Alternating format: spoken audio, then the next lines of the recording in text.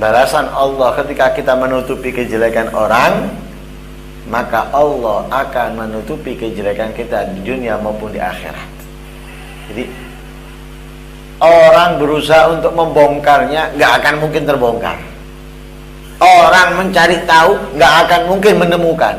Kenapa? Yang menutupi Allah subhanahu wa ta'ala. Dunia dan akhirat akan tertutup. Makanya jadi orang itu yang bisa jaga mulut. Jaga mulut. Sekalipun ia musuh kita, jangan kita bongkar kejelekannya. Karena bahayanya itu kepada diri kita sendiri, bukan kepada orang lain. Benar kita katakan, oh, iki maling, biyen ngene, biyen ngono, orang tahu. Menyebar berita itu. Wes, misalnya orang itu jatuh martabatnya, kedudukannya. Tapi waspada. Mungkin sebentar lagi kamu. Mungkin beberapa bulan lagi atau beberapa tahun lagi, justru apa yang kamu lakukan dulu terjadi kepada kamu. Hati-hati. Makanya jadi orang itu yang pandai menutup mulut. Kalau kamu ingin orang itu berubah atas kejelekannya, datangi orang itu, ajak ngomong biar dia bertobat, biar dia berubah. Jangan kamu umbar. Jangan kamu ceritakan di sana dan di sini. Itu buat kamu. Buat kamu. Urusannya dia sama Allah, bukan urusannya kamu dengan dia, tapi urusannya dia sama Allah. Dia melakukan kejelekan, dia melakukan pelanggaran, itu urusannya dia sama Allah. Maka kamu jangan menjadi orang ketiganya. Wes. Itu urusannya dia sama Allah subhanahu wa ta'ala. Lah kalau sudah seperti itu, maka hendaknya kamu menjadi orang yang selalu beristighfar. Menjadi orang yang selalu beristighfar, bukan sibuk ngurusi kejelekan orang, kesalahan orang, tapi kamu menutupi kejelekan orang. Dan jadilah kamu selalu beristighfar, karena kamu memerhatikan adanya kekurangan pada diri kamu, adanya kejelekan yang ada pada diri kamu. Selalulah beristighfar. Menyerupai siapa? Menyerupai orang yang tersuci, manusia yang paling suci, kekasih Allah pilihan, yang setiap harinya beristighfar kepada Allah di dalam satu majlis 100 kali, yaitu Nabi kita Muhammad sallallahu alaihi wasallam. Serupakan diri kamu dengan Nabi Muhammad. Nabi Muhammad itu kurang mulia apa? Yang memuliakan bukan manusia lagi. Yang memuliakan bukan malaikat, tetapi Sang Pencipta, Allah subhanahu wa ta'ala yang memuliakan. Tapi apakah beliau merasa hebat? Merasa suci? Merasa bebas dari kejelekan? Tidak. Sehingga beliau tetap beristighfar kepada Allah setiap harinya, atau di dalam satu majlis tidak kurang di 100 kali. Padahal Allah telah menegaskan, liyaghfira lakallahu ma taqaddama min dzambika wa ma ta'akhkhar. Yang lalu dan akan datang sudah diampuni, tapi nggak merasa bersih.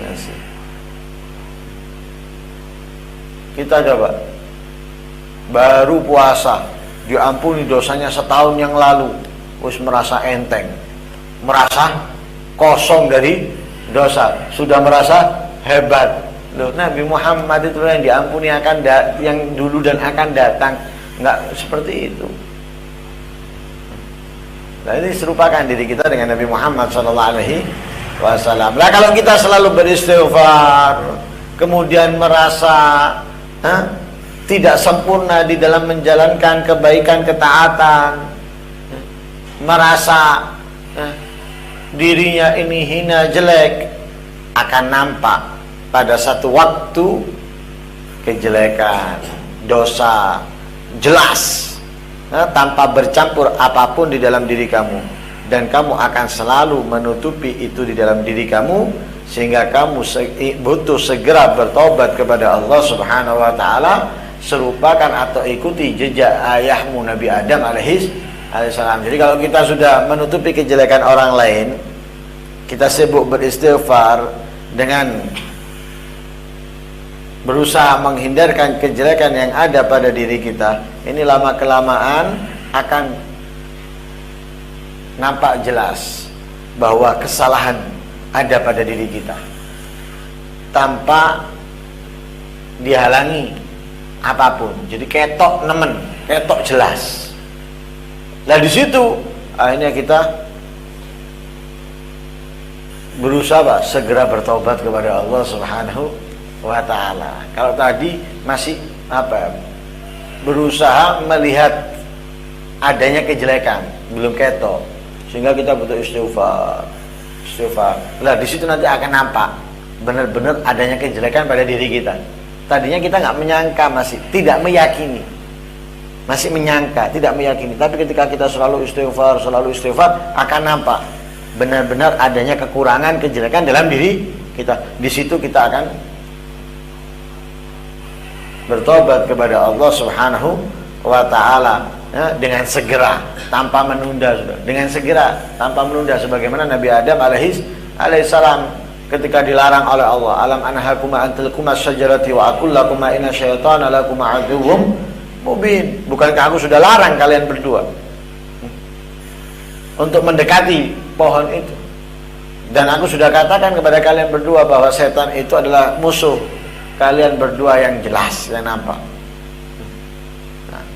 Tapi Nabi Adam ketika apakah menunda tobat Nabi Adam? Tidak. Langsung bertobat Nabi Adam. Walaupun Allah tidak langsung menerimanya, tapi langsung bertobat atas kesalahan itu. Bertobat Nabi Adam, memohon terus tidak ada hentinya agar diterima tobatnya. Agar dimaafkan kesalahannya, terus bertobat, tidak ada hentinya Nabi Adam. Tapi waspada, ketika kamu bertobat terus memohon ampunan kepada Allah, iblis tidak akan membiarkan kamu seperti itu terus. Iblis akan merusak usaha kamu ini, akan menghalangi usaha kamu untuk mendapatkan ampunan atau maaf dari Allah Subhanahu wa taala, sehingga menjerumuskan kamu di dalam lembah kehancuran dan kebinasaan. Dikelompokkan kamu dengan pasukan-pasukannya iblis, ya, yang hina, ya. Hati-hati, ya. Makanya Allah Subhanahu wa taala menceritakan, ya, tentang iblis. Wala iblisu malaka alla takuna ma'as sajidin qala lam akun li asjuda li basharin khalaqtahu min salsalin min hama'im masnun. Iblis, kenapa kamu enggak mau sujud? Enggak ikut dengan yang sujud itu. Kenapa? Enggak, aku enggak akan sujud kepada manusia yang engkau ciptakan, dia dari tanah, sedangkan aku engkau ciptakan dari api. Aku lebih baik daripada dia. Kenapa aku harus merunduk di hadapannya? Mestinya dia yang merunduk di hadapanku. Iblis itu iblis. Lah kita juga gitu. Iblis tidak akan berhenti ketika kita akan bertobat, ketika kita akan meraih, berusaha untuk mendapatkan ampunannya Allah. Iblis tidak akan membiarkan kita.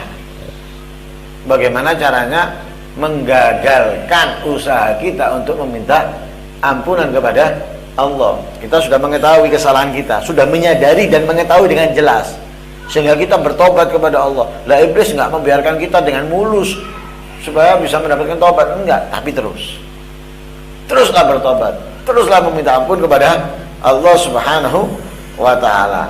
Lah kalau sudah seperti itu keadaan kamu, ya, jadi melihat, mengetahui dengan segala posisi bahwa kamu memiliki kekurangan, memiliki kesalahan, maka kamu akan menutupi dan akan bertobat kepada Allah Subhanahu wa ta'ala. Nanti segera bertobat ketika kamu mengetahui adanya kekurangan. Jadi ketika kamu mengetahui adanya kekurangan, adanya kesalahan, segera bertobat kepada Allah Subhanahu wa ta'ala dengan sesungguh-sungguhnya. Jangan tomat, jangan nanggung, tapi tobat dengan sesungguh-sungguhnya. Jadi benar-benar tobat, Jangan cuma pura-pura aja supaya diampuni dosanya. Katanya orang yang habis melakukan kemaksiatan itu kalau bertobat diampuni. Aku tobat, artinya ya jadi untuk ampunan. Hati-hati, Allah tahu ya. Jadi tobat sesungguhnya benar-benar dari hati kamu. Benar-benar dari hati kamu. Ini bagaimana itu bisa? Itu tadi caranya apa? Meninggalkan kesalahan orang, kejelekan orang, memantau kejelekan dirinya sendiri sambil terus beristighfar kepada Allah, memohon ampun kepada Allah, bertobat. Nah, dengan berjalannya waktu akan nampak jelas benar-benar adanya kesalahan, adanya kekurangan dalam diri kamu. Nah, ketika kamu mengetahui kekurangan yang ada pada diri kamu, jangan menunda taubat, segera bertobat. Segera. Karena kalau kamu menunda akan membuat kamu merasa berat di dalam melakukan kebaikan karena kamu menumpuk kejelekan.